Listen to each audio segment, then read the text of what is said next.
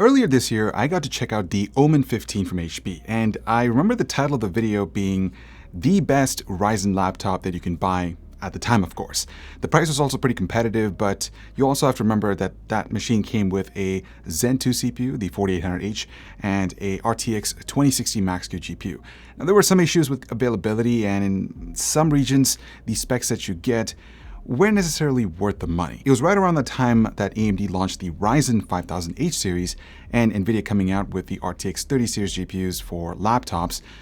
So HP naturally took their time to update their Omen lineup and eventually announced this, the Omen 16, which is the successor to the Omen 15.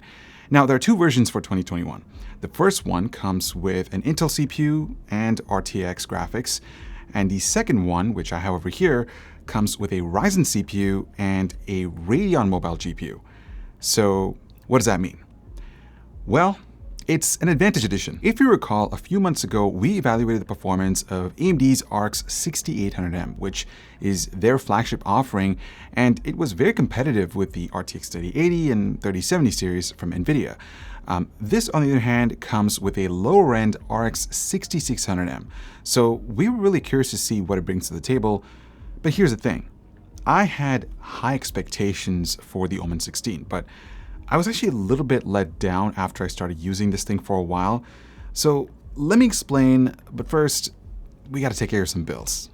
Don't have the time to wait for parts and build your own gaming PC? NZXT BLD has your back. Navigate through their simple UI, choose the games you want to play, pick a budget that works, and the configurator will do its magic by offering some options built just for you. Or choose from one of their awesome pre-built setups. Want something more custom? Go crazy building your own dream PC from the ground up. All of these are backed with a 2-year all-in-one warranty on parts, labor, and RAM overclocking. Save your time and start gaming right away with NZXT BLD, now available in Australia as well.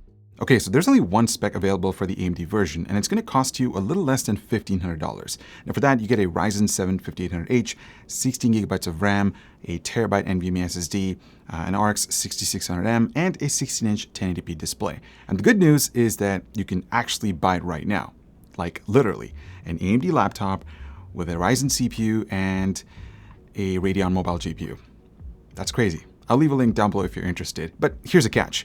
We were told that the MSRP for this machine was around $1,250, and potentially there will be an updated display or another model with an updated display and better specs that's going to cost around $1,450. Clearly, that isn't what's happening here, because Best Buy is certainly taking advantage of the early adopter tax, and that really hurts. So I really hope that changes very soon. Now, from the outside, nothing has changed compared to the Omen 15. You still get the clean and simple matte gray finish throughout the chassis. It's still one of my favorites. You also get the diamond-shaped gradient logo on the front lid that looks pretty cool. It doesn't pick up a lot of fingerprints. Overall, I really like the non-gamery aesthetic of this laptop. It's still made out of plastic, so you'll certainly notice some flexing on the lid, but I think it's put together really well, except for the hinge, because it just goes to Wobble Town. That was meant to be that it's extremely wobbly. You see, even if I give it a little bit of push, this thing just goes back and forth, and I mean, it can get really annoying. In fact, I think it's gotten worse compared to the Omen 15, and part of me thinks that it could be due to its slightly bigger size, because as you can see, clearly they haven't updated the hinge to withstand this massive display. Now, if you look at the dimensions, the Z height is also increased from 0.89 inches to 0.91 inches, or 23.1 millimeters. However, they have brought down the weight from 5.4 pounds to 5.2 pounds, so that's a good trade-off. The included power adapter is pretty big. It's a 230-watt adapter, so make sure you have some room in your backpack to accommodate that along with this pretty massive laptop. Now, moving on to the keyboard. Once again, it's very similar to the Omen 15 with full-size arrow keys and dedicated buttons to access the Omen command hub and calculator. Unfortunately, it still took me some time to find the power button because for some random reason, HP decided to include it with the function keys. Now, I'm not sure if they're trying to keep it too minimal, but this is a clear indication of form over function. The keys themselves are really nice. There is good feedback and the travel distance is adequate. I really love the font choice on the keycaps. It's very consistent with their brand theme. It's also backlit and it comes with RGB, but there is a catch. It's a 4-zone system with a dedicated section for WAS keys, and you can only customize the colors. So you can't really have any lighting effects or any other fancy features. I'm honestly okay with it because I mostly leave the keyboard backlighting to static, but maybe you're looking for more. I also noticed the stoppers placed on the edges of the keyboard, and the purpose of this is to actually make or prevent the lid from making contact with the keyboard when you start to kind of manipulate the device. Because with other laptops, the keyboard is actually slightly recessed, so it prevents the screen from making contact. So this is a pretty nice touch, but I'm not exactly sure how long it's going to stay like that because, you know, what if it just falls off over time? The trackpad is good. It isn't a glass surface, but instead you get plastic. So you'll definitely feel that roughness, especially if you're coming from glass, but it gets a job done, and the primary integrated left and right buttons are very consistent and tactile. I did remember some inconsistencies with the Omen 15, but that's not the case here. So I'm glad that they addressed that with the Omen 16. Now, taking a look at the I/O, you're getting a very generous selection. So on the left-hand side, there is power in, RJ45, USB Type-A 3.2 Gen 1, mini DisplayPort, HDMI 2.1, USB Type-C 3.2 Gen port with DisplayPort pass-through and power delivery, an audio jack, and a full-size SD card reader. Keep in mind that that's UHS 1. Switching over to the right-hand side, you also get a few more USB Type-A ports. This is the webcam test on the Omen 16. Now, the quality is not the worst that I've seen on a laptop. If you want to check that out, definitely make sure to check the ThinkPad X1 Carbon Gen 9 that I just checked out recently. That thing is just crazy, but this one, it's fine. Microphone also sounds really good, but again, because of this flimsy screen, if you're typing on it or just doing a bunch of other things, it just starts to become really wobbly. Like you can actually tell how bad the hinge is or how loose it is. So just keep that in mind. The speakers are placed at the bottom and they sound okay. The bass gets distorted at some levels and the trebles are pretty clear, but they do lack some depth. Honestly, this Bang & Olufsen badge that you see here is just a marketing gimmick, so you should definitely not fall for that. Shifting gears to the display, and this is where I was hoping for some improvements compared to the Omen 15, which was already a great panel to start with. But on this laptop, I just don't know what happened. Hear me out for a sec. HP actually increased the size of the screen from 15.6 inches to 16.1 inches, which obviously resulted in its slightly bigger form factor. Now this panel comes with 1080p with 144 Hz refresh rate, and the quality of this panel is it's really, really bad compared to what's already out there, guys. I mean, look at it. It only covers 67% sRGB, 49% Adobe RGB, and 49% DCI-P3. To me, that's just not acceptable in this price bracket. Now, I'm not expecting 100% of everything, but at least give us something that's pleasing to the eyes, because the colors on this look really muted, and not to mention the brightness levels are, it's actually a joke. The max this thing goes is 233 nits, which is the lowest that I've come across on a laptop. Now, can you game on it? Sure, 144 Hz is still nice, but people use gaming laptops for other tasks, and this is something that I just can't recommend. Now, supposedly on HP's website, they did have another option or mention of 165 Hz display with better color gamut, but as far as I know, that model doesn't exist at the time of making this video. In terms of upgradability, the Omen 16 is just as flexible as its predecessor. Once you get under the hood, you get instant access to the memory modules. Maximum supported memory is 32 gigabytes.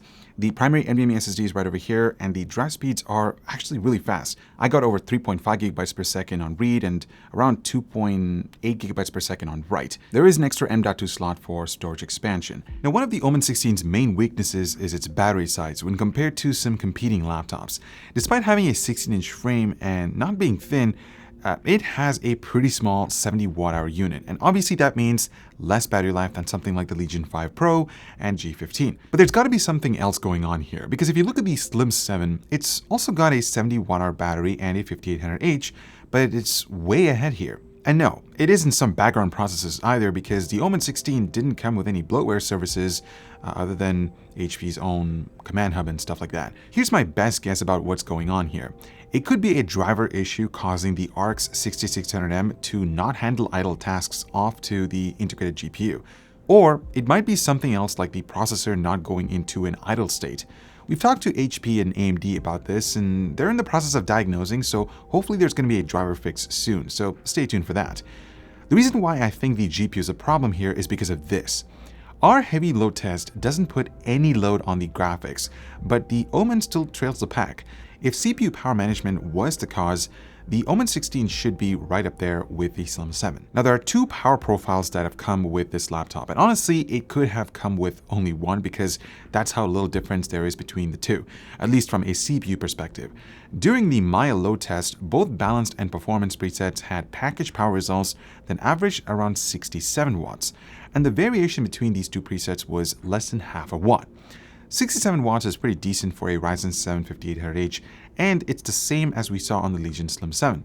But we can't forget, the Omen 16 is almost an inch thick and is over 5 pounds, and a lot of laptops in that category push that CPU a bit higher. Moving on to temperatures, and because of these similar power profiles, temperatures over time are nearly identical as well. Aside from a quick spike up to 92 degrees in the performance mode, temperatures in both profiles stayed within a narrow 85 to 87 range, and that's actually quite good compared to some of the other laptops I've seen lately. And yes, both power profiles ran the Ryzen 7 5800H at 3.68 GHz with no variation for the entire test. This isn't bad for a CPU, guys, but it's far from the highest we've seen. For example, in performance mode, the Legion 7 runs its 5800H at over 4 GHz, but it's a lot less consistent too. All in all though, it's right in line with what we've come to expect from a 5800H operating under 70 watts. Now, with the CPU operating at an efficient 67 watts, the results here are pretty much expected, with the Omen 16 trailing most of the other devices in some benchmarks. But on the positive side, there are some areas where its very consistent clock speeds allow it to compete a lot better with more expensive gaming laptops. It's really interesting to see how good cooling and level frequencies can allow even a lower wattage CPU to climb the charts every now and then. But one area this laptop doesn't like at all is Premiere. The RX 6600M just doesn't have the GPU compute horsepower to match the NVIDIA cards.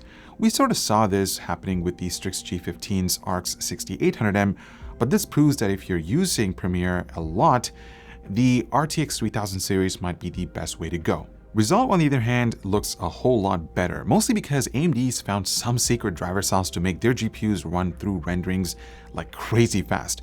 So while the Omen 16 isn't the best, it actually hangs in right in there with a lot of the expensive laptops. Now, talking about the 6600M, this is actually the first laptop with one, and I wasn't really sure what to expect. I mean, on the desktop side, the RX 6600 XT isn't really a GPU I'd recommend even if you can find one. But let's dive in a bit further into this thing, starting with power. And this is the first surprise I got, because while the processor didn't show any difference between the two performance modes, which is balanced and performance, they actually made a huge difference to the graphics subsystem. While HP was pretty conservative on the CPU side of things, they're going balls to the wall with the RX 6600M and running it at AMD's maximum specs. Performance mode pushes it up to 109 watts before it settles for the long term at 100 watts, while even balanced starts at 95 watts and gradually evens out to 80 watts. That leads to frequencies for balance mode that leads well above AMD's game clock of 2177 MHz, but then as power is drawn down, things level out around that speed. And performance mode takes its extra power and converts that into a lot higher clocks of between 2450 MHz at the high end and a steady speed of 2350 MHz. Even though Omen's pushing between 80 and 100 watts into the RX 6600M, the cooling system's able to keep up without much of a problem, because neither mode made it above 85 degrees, which is a safe distance away from AMD's maximum throttle temperature of 100 degrees. But what does all that mean for how well the Omen actually behaves when gaming? Well, when it comes to noise, this laptop is pretty well behaved in balance mode, which actually makes it quieter than a lot of the other laptops we've tested.